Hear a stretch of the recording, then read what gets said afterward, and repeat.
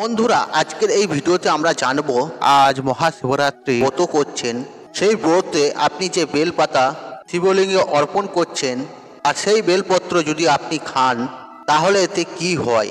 বন্ধুরা, একটা জিনিস মনে রাখবেন, যে বেলপত্র আপনি বাবা মহাদেবকে অর্পণ করছেন সেই বেলপত্র কিন্তু সাধারণত বেলপত্র কিন্তু থাকে না। আর আপনি যখন বেলপত্র অর্পণ করছেন তখন সেটি স্বয়ং বাবা মহাদেবের প্রসাদ হয়ে যায়। দেখুন বন্ধুরা, বাবা মহাদেবের অত্যন্ত একটি প্রিয় মাস।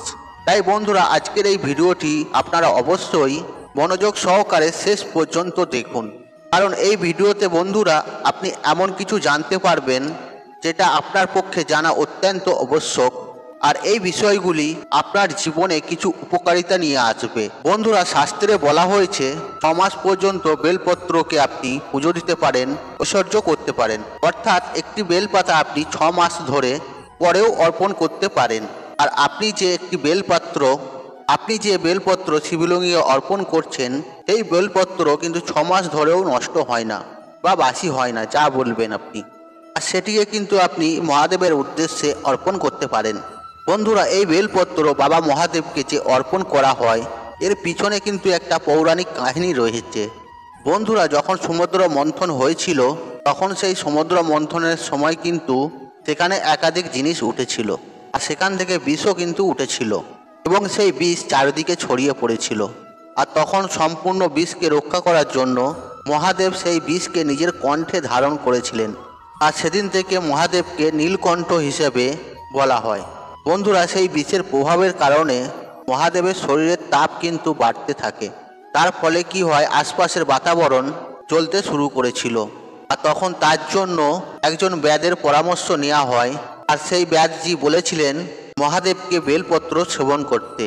তারপরে মহাদেবকে বেলপত্র খাওয়ানো হয়, পরে তাকে জল দিয়ে স্নান করানো হয়। তারপরে বাবা মহাদেবের শরীর থেকে যে উত্তাপ বেরোচ্ছিল আর সেগুলো কিন্তু শান্ত হতে শুরু করলো। আর বন্ধুরা, সেদিন থেকেই শুরু হলো মহাদেবকে বেলপত্র অর্পণ করা। বন্ধুরা, একটা কথা কিন্তু মনে রাখবেন, যখন মহাদেবকে বেলপত্র অর্পণ করবেন তখন সেই বেলপত্রর সাথে সাথে কিন্তু আপনি জলও কিন্তু অর্পণ করবেন। এতে বাবা মহাদেবের শীতলতা অনুভব করে, আর সাথে সেই ব্যক্তিকে আশীর্বাদ করে থাকে। বন্ধুরা, একটা কথা কিন্তু মনে রাখবেন, এই বেলপত্র 3টি পাতা থাকে, সেই পাতাটি বাবা মহাদেবকে উৎসর্গ করবেন। আর ফাটা বা ছেঁড়া বেলপত্র কিন্তু বাবা মহাদেবকে অর্পণ করবেন না। বন্ধুরা, এর পিছনেও কিন্তু একটা পৌরাণিক কথা রয়েছে। তখন ভগবান শিব শ্রী গণেশের যখন মস্তক কেটে দিয়েছিল, আর সেদিন থেকেই বাবা মহাদেব সংকল্প নিয়েছিলেন, আজ থেকে কোনোদিন আমাকে কোনো বস্তু যেন খণ্ডিত অর্পণ না করা হয়। আর সেদিন থেকেই বন্ধুরা বাবা মহাদেবকে কোনো খণ্ডিত জিনিস ও যে কোনো বস্তু ভুল করেও কিন্তু অর্পণ করা হয় না। তাছাড়াও বন্ধুরা, আপনি যদি আপনার বাড়িতে শিবলিঙ্গ থেকে থাকে আর সেই শিবলিঙ্গে যদি আপনি রোজ বেলপত্র অর্পণ করেন, তার ফলে আপনার জীবনে সমস্ত প্রকারের সমস্যা কিন্তু দেখবেন দূর হয়ে যাবে বাবা মহাদেবের আশীর্বাদ ও কৃপায়। বন্ধুরা, একটা কথা কিন্তু মনে রাখবেন, যারা বাবা মহাদেবের ভক্ত হয়ে থাকেন তাদের কিন্তু কখনোই অন্ন বস্ত্রের অভাব হয়নি। আপনি যদি আপনার আলমারিতে বেলপত্র রাখেন বা যেখানে টাকা রাখেন সেখানে বেলপত্র রাখেন, তাহলে দেখবেন আপনার ব্যাংক ব্যালেন্স কিন্তু অবশ্যই বাড়বে। বন্ধুরা, আজকের এই ভিডিওটি আপনি কিন্তু সম্পূর্ণ দেখবেন। আজকে আমি বেলপত্রর সাথে সম্পর্কিত বিশেষ কিছু জিনিস আপনাকে জানাতে চলেছি, যা আপনি হয়তো আগে জানেন না। আজকের যে তথ্য আপনাকে দিতে চলেছি সেই তথ্যগুলো কিন্তু লক্ষ টাকা খরচা করেও কিন্তু আপনি কোথাও পাবেন না। আগে হ্যাঁ বন্ধুরা, একটা কথা কিন্তু মনে রাখবেন, অল্প জ্ঞান কিন্তু অনেক ভয়ঙ্কর হয়।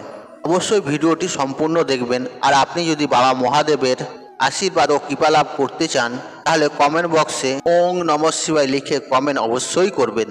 আর আপনাদের একটি ছোট্ট অনুরোধ করব, আর আপনি যদি আমার চ্যানেলে নতুন হয়ে থাকেন তাহলে চ্যানেলটি অবশ্যই সাবস্ক্রাইব করবেন এবং পাশে থাকা নোটিফিকেশন অন রাখবেন, কারণ এই রূপ নিত্য নতুন ভিডিও সবার আগে দেখার জন্য। চলুন বন্ধুরা, মূল আলোচনায় প্রবেশ করি। বন্ধুরা, আপনাদেরকে যে বেলপত্র খাওয়ার বিষয়গুলি জানাবো, আর এগুলো আপনি অন্য কোনো ভিডিওতে পাবেন না। বন্ধুরা, বেলপত্র কিন্তু যে কোনো সময় তোলা উচিত নয়। এমন বেশ কিছু সময় রয়েছে, এমন বেশ কিছু তিথি রয়েছে সেই সময় তোলা উচিত। এমন কিছু সময় রয়েছে সেই সময় কিন্তু বেলপত্র ভুল করেও কিন্তু তোলা উচিত নয়। বন্ধুরা, বেলপত্র সবসময় চতুর্থী, নবমী, অষ্টমী, দশমী, অমাবস্যা, সংক্রান্তি এইসব তিথিতে ও এইসব দিনগুলিতে বেলপত্র কিন্তু ভুল করেও আপনি তুলবেন না। আর বন্ধুরা, শাস্ত্রেতে এটাও বলা হয়েছে সোমবার দিনকে বেলপত্র ভুল করেও তুলবেন না। তাই বন্ধুরা, একটা কথা কিন্তু মনে রাখবেন, সোমবারে আপনি ব্রত করছেন, সেই ব্রত এই যে বেলপত্র লাগবে, সেই বেলপত্র কিন্তু সোমবার দিন তুলবেন না, তার আগের দিন তুলে রাখবেন। সোমবার যদি লাগে রবিবার দিন তুলে রাখবেন। কেন বন্ধুরা, আমাদের শাস্ত্রে বলা হচ্ছে বেলপত্রতে স্বয়ং মহাদেব নিবাস করে, আর এর মূলে ভগবান ব্রহ্মা নিবাস করে, আর এর মধ্যভাগে নিবাস করে ভগবান শ্রীহরি বিষ্ণু।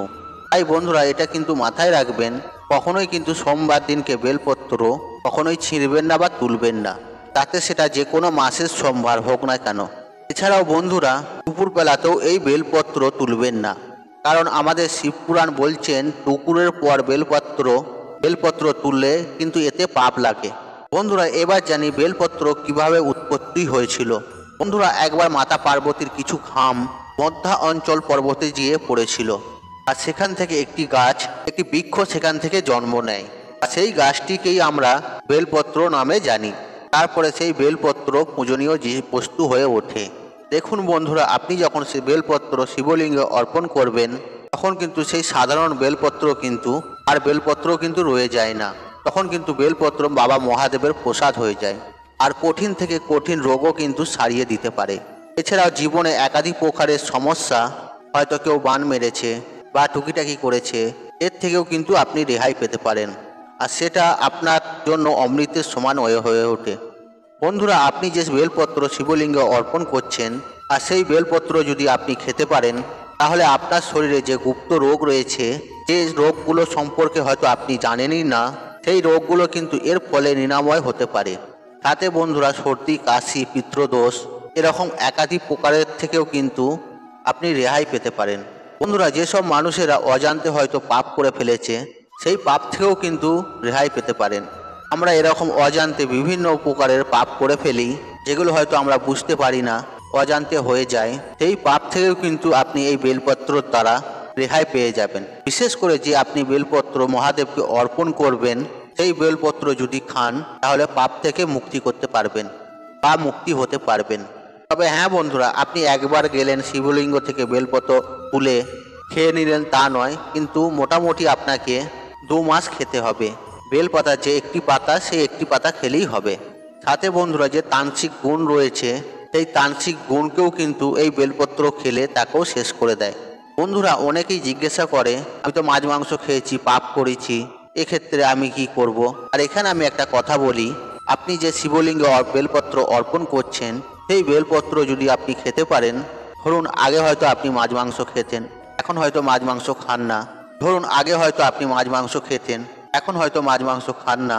আগে যে খেতেন তার জন্য আপনার অনুশোচনা হয়, আর সেক্ষেত্রে আপনি যদি বেলপত্র খেতে পারেন, আর এখন তো আপনি মাছ মাংস খান না, সেক্ষেত্রে কিন্তু আপনি ওই পাপ থেকেও রেহাই পেতে পারেন। বন্ধুরা, এটা কিন্তু শিবপুরাণে স্পষ্ট বলা হয়েছে, আপনি সকালবেলাও খেতে পারেন, দুপুরবেলাও খেতে পারেন এবং সন্ধ্যেবেলাতেও খেতে পারেন এই বেলপত্র। যদি কোনো ব্যক্তি প্রতিদিন বেলপত্র খেতে পারে এবং তার শরীরে ও তার মনে তান্ত্রিক গুণ রয়েছে বা উৎপন্ন হচ্ছে, সেই গুণগুলো কিন্তু নষ্ট করে দেয়। আর বন্ধুরা, শাস্ত্রেতে এটাও বলা হয়েছে, আর বেলপত্র খেলে আমাদের ভাগ্যও কিন্তু শক্তিশালী হয়ে ওঠে। আপনার তাতে যেমনই ভাগ্য হোক না কেন, দেখবেন আপনার যে দুর্ভাগ্য, সেই দুর্ভাগ্য দূর হয়ে সৌভাগ্যের পরিণত হয়ে যাবে।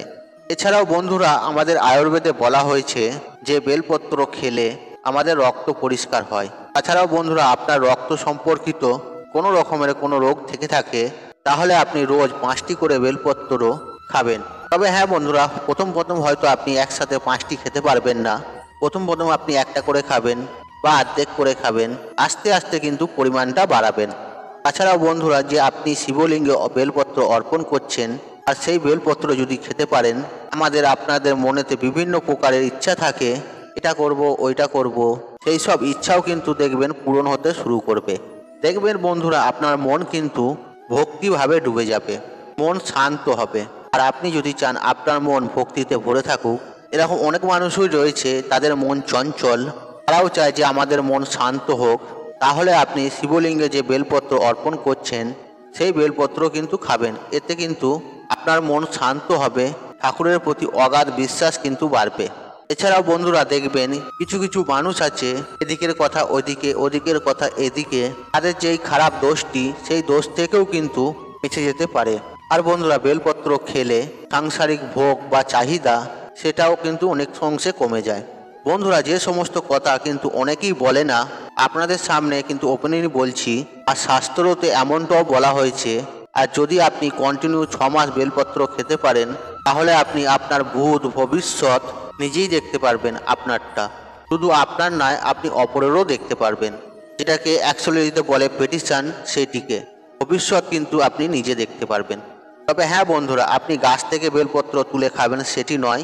যেই বেলপত্র শিবলিঙ্গে অর্পণ করা হবে সেই বেলপত্র কিন্তু আপনাকে খেতে হবে, তবেই এটি হবে। তাছাড়াও বন্ধুরা যারা ব্রহ্মচর্য পালন করতে চায়, এই বেলপত্র তাদের জন্য একটা ভালো জিনিস এবং লাভদায়ী জিনিস। আর বন্ধুরা আপনি যদি বেলপত্র খেতে পারেন, তাহলে বড় বড় সাধনা আপনার কাছে খুব সহজ হয়ে উঠবে, মন্ত্র তাড়াতাড়ি সিদ্ধ হয়ে যায়।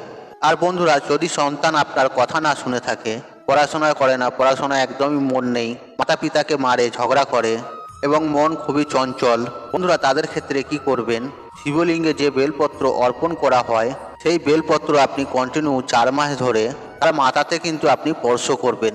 আর এটি আপনি যে কোনো সময়তে করতে পারেন, এটা টাইমের কোনো ব্যাপার নয়। এতে দেখবেন আপনার সন্তান অনেকটাই শান্ত হয়ে উঠবে। পড়াশোনায় যে মনোযোগ নেই, আজকাল তো এরকমই হচ্ছে, সারাদিন ব্যস্ত, মোবাইল চালাচ্ছে, মোবাইলে গেম খেলছে, দেখবেন বন্ধুরা এইসব খারাপ যে দোষ বা গুণ সেখান থেকে কিন্তু অনেকটাই ভালো পথে আসতে শুরু করবে। তবে হ্যাঁ বন্ধুরা একটি কথা কিন্তু মনে রাখবেন, আপনি যখন বেলপত্র শিবলিঙ্গ থেকে তুলবেন, আর সেটা যে কোনো কারণেই হোক না কেন, আর আপনি সেই বেলপত্র তোলার আগে তার আগে বাবা মহাদেবের কাছে কিন্তু অবশ্যই প্রণাম জানাবেন, তার কাছে আশীর্বাদ নেবেন, তারপরেই সেখান থেকে কিন্তু বেলপত্র তুলবেন। আপনি যে বেলপত্র তুলছেন, আপনার যে বাসনার জন্য, যে ইচ্ছার জন্য বেলপত্র আপনি ওখান থেকে নিচ্ছেন, সেই ইচ্ছের কথা কিন্তু মহাদেবকে অবশ্যই জানাবেন। এছাড়াও বন্ধুরা যাদের নবগ্রহর সমস্যা আছে, যেরকম ধরুন বন্ধুরা শনি, রাহু, কেতু, এরকম বেশ কিছু গ্রহ নিচু স্থানে আছে বা অশুভ পরিণামে আছে, এই সমস্ত যে নিজ গ্রহ তাদের থেকে রেহাই পাওয়ার জন্য তাহলে আপনাকে কি করতে হবে, আপনি যে বেলপত্র অর্পণ করছেন সেই বেলপত্র রোজ 5টি করে খান, লাভ কিন্তু নাহলে উপকার কিন্তু অবশ্যই পাবেন। আর এটা বন্ধুরা মোটামুটি ধরুন 1 মাস খান, এতেই আপনি ফলাফল পাবেন। এছাড়া বন্ধুরা অনেক সময় যে কি হয়, আমাদের যে কুল দেবী বা দেবতা রয়েছে তারা অনেক সময় ক্রোধিত হয় আমাদের কোনো ভুল কারণের জন্য। সেক্ষেত্রে যদি আপনি মহাদেবকে ঐশ্বর্য করতে পারেন, এই ঐশ্বর্য করা বেলপত্র যদি খেতে পারেন, তাহলে দেখবেন আপনার কুল দেবতা অবশ্যই কিন্তু ভালো ফল দিতে শুরু করবে। আর তিনি যে রুষ্ট ছিলেন দেখবেন তিনি শান্ত হয়ে যাবেন। তাতে বন্ধুরা দৈহিক কষ্ট বা শারীরিক কষ্ট, যাদের ধরুন হাঁপানির কষ্ট আছে, সেখান থেকেও কিন্তু আপনি মুক্তি লাভ করতে পারেন। বন্ধুরা আমি আপনাদের ঘরে যে ভিডিওতে যতগুলি বেলপত্র খাওয়ার কথা বললাম, আপনাদের ঘরে অতগুলি খেতে হবে এমন কোনো মানে নয়। আপনি যতটা খেতে পারবেন ততটাই খাবেন। আপনি একটা খেতে পারলেন একটাই খাবেন, অর্ধেক খেতে পারলেন অর্ধেকই খাবেন। জোর জবরদস্তি করে 5টি কি 10টা খাবেন না। হ্যাঁ আপনি ধীরে ধীরে সংখ্যা বাড়াতে পারেন, কিন্তু হুট করে আপনি একবারে 5টা কি 10টা খেতে যাবেন না। কিন্তু হ্যাঁ বন্ধুরা আপনাকে কিন্তু রোজই খেতে হবে, আপনি যতটুকুন খেতে পারবেন ততটুকুনই খেতে হবে, আপনি আস্তে আস্তে সংখ্যা বাড়াবেন। বন্ধুরা তাই আজকের মতন বিদায় নিলাম। আশা করি ভিডিওটি দেখে উপকৃত পেয়েছেন। তাহলে ভিডিওতে একটি লাইক করুন, একটি কমেন্ট করুন, একটি শেয়ার করুন এবং বন্ধু বান্ধব আত্মীয়জনদের সাথে শেয়ার অবশ্যই করুন। মনে রাখবেন আপনার একটি শেয়ার অনেক মানুষকে উপকৃত করে তুলতে পারে।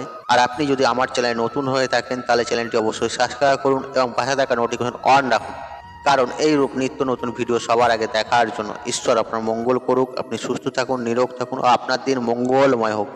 ওং নমঃ শিবায়, ওং নমঃ শিবায়।